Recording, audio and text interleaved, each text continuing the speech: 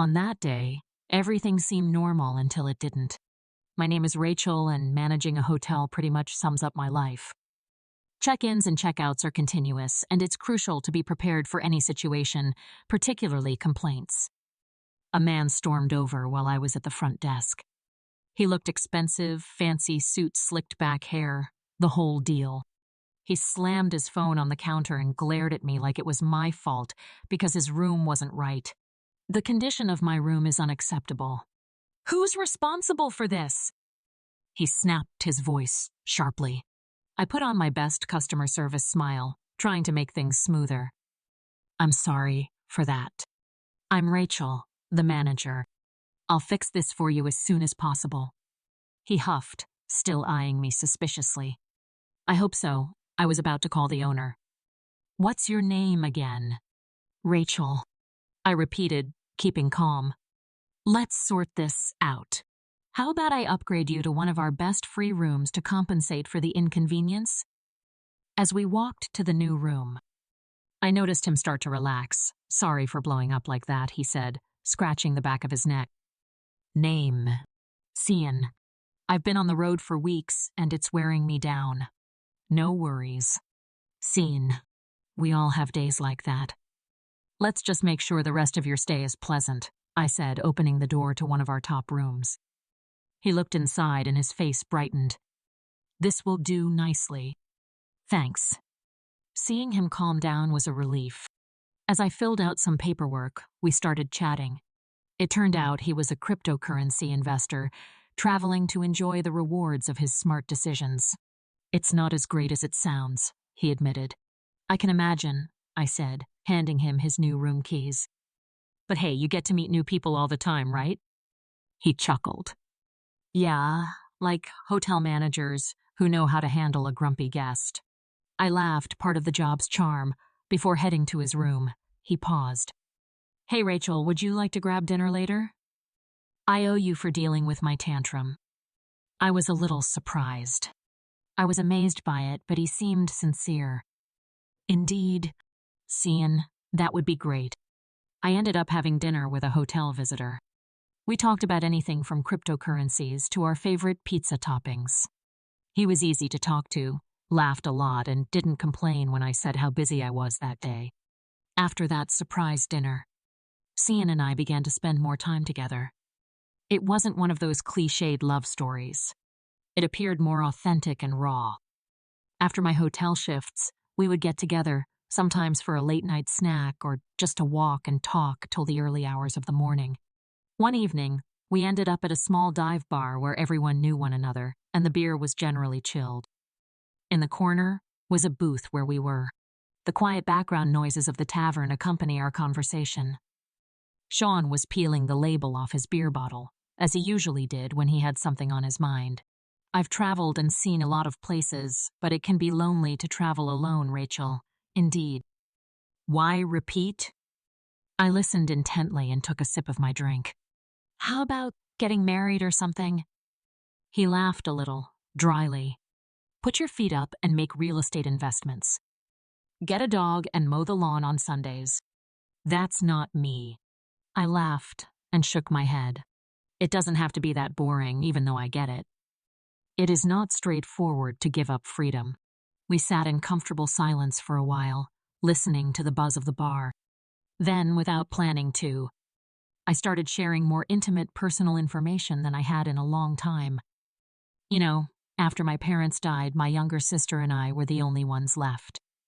Janet. I needed to grow up fast and take care of us both.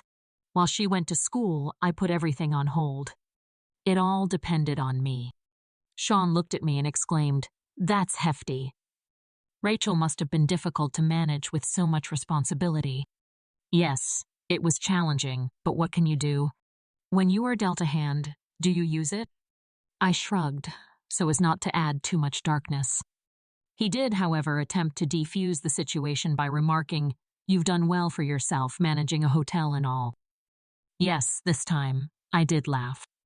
Managing the motel, paying the bills, and ensuring Janet had a relatively regular existence, I guess. He looked into his eyes with much interest. You know, you're a wonderful person. Stop it. I gave him a playful slap on the arm.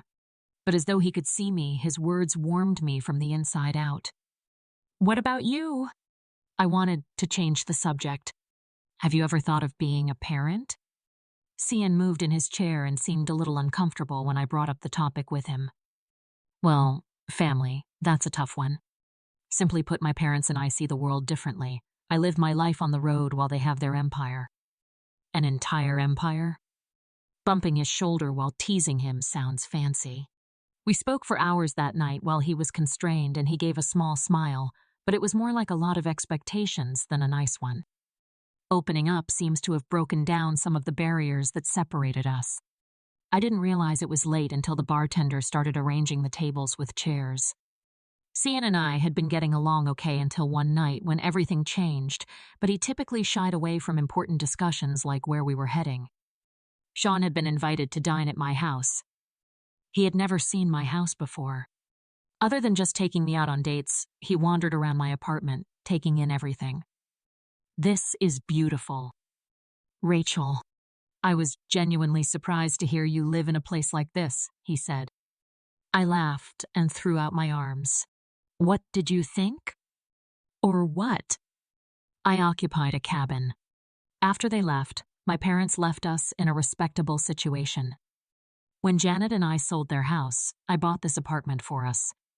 After I made the first payment, I now own the mortgage. Sean nodded, clearly impressed. You've done well for yourself. Well, after dinner, we sat on the couch and drank a bottle of wine as the evening went on. It was then that he disclosed the startling truth. Rachel, you have been on my mind a lot. My heart pounded as I arched an eyebrow. Indeed, precisely. What have you been thinking about? He grasped my hand and we looked at each other. I treasure you. Rachel, despite my earlier declaration that I had no plans to get married, things are different with you. I couldn't possibly be anywhere else. But among you, his words hit me like a tsunami. Just a few weeks ago, he was all about not committing, and now this. But then I looked him in the eyes. I could tell he was serious. Are you sure? Cian? You're not only talking about anything to pass the time. He shook his head and gripped my palm. I've never been so serious about anything. Rachel, will you marry me? The question hung in the air with its ramifications. Before I could change my mind, my heart made up its mind, but my mind was racing. I would marry you, I said, and then all of a sudden we were engaged. A couple of weeks later, Cian gave me a beautiful ring that was simple yet elegant. I felt as though I was stepping into a dreamy realm. I didn't want to wake up because I was dreaming. Cian started talking about the wedding almost immediately. You deserve to have something amazing. He said, Rachel, let's have a wedding that nobody will ever forget. One evening, we went over budgets and locations. I wasn't sure when he suggested the financial plan. Given that I had the contacts, I was thinking of organizing everything. If you just give me the money, say $30,000, I'll pay for the honeymoon at the most luxurious hotel in the world. After that, we'll find a place together. The number made me stop. It was a lot, almost everything I owned, but when I saw the happiness on his face, I made myself forget my doubts. Okay, if it is the best, in your opinion, I believe in you. Cian. After I transferred the money to his account, he assumed responsibility for the planning. Seeing him get so involved in the preparations made me happy. This man felt like he had always been in my life, even though he had come into it without warning. When the wedding preparations were being concluded, I always smiled before going to sleep, thinking about how lucky I was and how beautifully everything was going. I thought Sean ought to meet my sister Janet. Her viewpoint was important because she was the only remaining member of my family, even though she could occasionally be a bit too much. We decided to meet in the local cafe, where Janet worked as a waiter. The sound of the bell tinkling.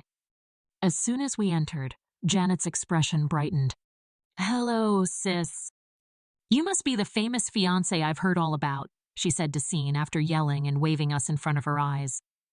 Cian smiled charmingly and stepped up to shake her hand, saying, You must be the gorgeous sister I've heard so much about. You may also be twins. All right, turn off the charm. I roll my eyes, a little annoyed yet proud at the same time. After chuckling, Mr. Janet moved forward and gave her a seductive look. Cian, are you as rich as they say? My sister has a talent for picking me out. I muttered in humiliation since Janet always managed to get me upset. Cian just laughed and took it all in stride. But I've done all right. Rachel doesn't write about money, though. The love is what matters. Janet raised an eyebrow in admiration. Smooth talker, she remarked. I like him. In the weeks to come. Sean was still the quintessential gentleman. He was pleasant and attentive, and he always made me feel like I was the most important person in his life. He was relieved that Janet's bold comments didn't even faze him. One day, in the middle of the wedding chaos, my best friend Olivia and I went to a bridal shop to find my wedding dress. The room was dominated by silk and satin. A dream wedding came true. As I was being zipped into one of the dresses, the reality of it all started to sink in. I heard a familiar laugh from the next booth. I'm curious. I looked through the curtain and saw Janet whirling about in a bridal dress before a mirror. Janet, you're wearing a bridal gown, but why? I asked, my voice full of amazement. She stopped spinning and gave me a twisted smile. Oh, I'm just enjoying myself while trying things on. Olivia, who had come over to watch the festivities, laughed, suggesting that someone had the wedding bug. Janet's laugh was awkward and missed her eyes. Yes, something similar to that. I could need one sooner than you think, to put it mildly. Are you serious? Hold on. Have you got anything to share with me? With a sense of surprise and a mixture of amusement and concern, I asked. Janet's tone was informal but rather distant. Assuming she was just being dramatic as usual, we all laughed it off. I couldn't stop thinking about Janet in that wedding dress, so I turned to face my mirror. However, I choose to ignore it and focus on my big day. Before it didn't, it started like any other day. Cian left quickly after breakfast, saying something about having an important meeting. Minutes after he left his phone on the coffee table, it started vibrating nonstop, and I couldn't help but be curious. I thought it might be a job or wedding issue or a friend checking in. I whispered to myself as I picked up the telephone. There was no need for a password. Shaw did not attempt to obtain one. My first sign that he wasn't as careful as he thought. The screen was inundated with messages. All of them are from the same contact. Janet Banana. I felt a little sad. Why is he texting Janet so much? Despite telling myself I was being suspicious, I opened the texts. What I read made me feel like I had been struck in the stomach. I can't wait to be with you forever. It was written by Janet. I said, forget about Rachel. I want you standing with me and Sean, the man I was going to marry. Sweetheart, we just need to cooperate a little more. Her ignorance is almost humorous. I read through each message, going deeper and deeper. They were talking about me, the wedding, and how they would use my money to start a life together once I was out of the way. But the worst thing, Cian's child was inside Janet. The space swirled. I was sick. The knife that was stabbing me in the back was given to my sister, my baby sister, by Cian, the man who had promised to love and protect me. An hour later, Sean came back with a distressed expression. As if nothing were wrong, he kissed my cheek and said, Hey, sweetie, do you see my phone? I turned in the phone with a fake smile that I had put on 1,000 times before you left it. I said sweetly, You must be sinking and losing your lifeline. As he browsed through his phone, he probably looked for any missed messages. I watched him carefully. Does he know that I do? Does he care at all? Cian was so engrossed in his lies that he was unaware of it. He laughed at something on TV, and I laughed too, causing my hands to tighten. Cian, enjoy it while it lasts. Later that night, as we lay in bed and spoke about our future, he was glowing. Everything will work out perfectly. Rachel, You will witness our wedding and our life together. I turned to face him. I can't choose between love and betrayal. As he was drifting off to sleep, I added, letting him captivate me, I'm sure it will be perfect. I was still conscious. I was staring at the ceiling with my mind racing. I was not going to be the victim of this cruel game. If they asked for an unforgettable show, I would provide it to them. At first, though, I had to keep playing the loyal fiancé for a little while longer. The once-in-a-lifetime performance arrived along with the wedding day. Our visitors whispered excitedly as the large hall was decked out with flowers, unaware of the drama that was about to unfold. We were about to exchange vows when the rear hall doors opened. As though she owned the place, Janet walked down the aisle in her wedding gown. The crowd gasped as they turned to watch her. She persisted till she reached us, then abruptly pushed me away. You don't deserve to be here, I do. Rachel declared loudly, I'm having his baby. She turned to face Sean. Tell her, tell everyone. Sean laughed and let go of my hand. With a harsh, ugly sound that echoed around the hall, Rachel was congratulated for planning this amazing wedding. It's perfect for me and your sister. There was a gasp from the guests. The shock was engraved on everyone's faces. Cian continued, Would you mind taking a seat? Rachel, as a guest, enjoyed the show. I just smiled and stepped back politely, even though his words were meant to hurt me. Of course. My tone was calm and focused on studying. I would not miss it. Their smug expressions faltered. Confusion flared in their eyes as I walked away, leaving them without the scene they had expected. I sat down, folded my legs, and focused on the chaos that was growing before me. Sean and Janet turned to the priest and exchanged vows, but something else interrupted them. An older, visibly irate woman hurried down the aisle. She screamed, You're lying, cheating scumbag, which caused Cian to flush. There was silence in the room. Sean's fake smile vanished as panic shot through his features. She stood in front of everyone and said, I'm his wife and the mother of his kid. Her voice was shaking with anger, which he easily ignored, as were the promises he had made to me. Janet's face turned white, and her legs nearly gave way beneath her. She looked from Sean to the woman and back to me, quietly pleading for help. I stood up and talked calmly and clearly. I'm also going to give everyone a little surprise. The delivery of each phrase was coldly precise. Cian is not just dishonest, but also broke. According to a private investigator, he has been stealing from his own family. His investments have failed, and he is drowning in debt. The gathering erupted into whispers, and the air was thick with dispute and speculation. Shan's wife was furious with you and Janet. She yelled, How dare you? And walked over to my sister. Janet stumbled backward, tears in her eyes. I watched with a mix of happiness and sadness. Watching them fall apart after weeks of preparation and pain felt like justice, but it also left me feeling hollowly sad. Sean's wife continued in a harsh, piercing voice. You believe that after abandoning us with nothing, he will begin a life with you? Girl, get up. As Janet watched her dream wedding turn into a nightmare, she started crying.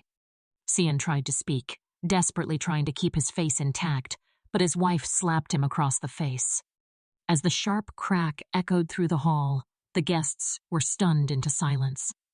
As everyone was starting to take in what had happened, another group of unannounced guests burst through the doors. Sean's parents, an elderly couple who appeared to be frustrated aristocrats, gazed around the room in disbelief. I am completely ashamed of you, the father, a serious man in a clean suit, stated first, his voice soaring above the audience's astonished murmurs. Cian, with his eyes piercing his kid as if his words alone could bring regret, his father screamed. A slender woman with tears in her eyes, his mother was clutching a handkerchief in her fist. My son, how could you?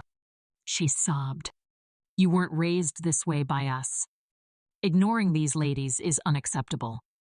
Cian stood there, his usual effortless charm gone, under the strain of his family's public censure. He tried to explain, but his father cut him off. You are no longer part of this family's legacy. What if you didn't inherit anything? His father described his voice as cold and stern. The room descended into chaos.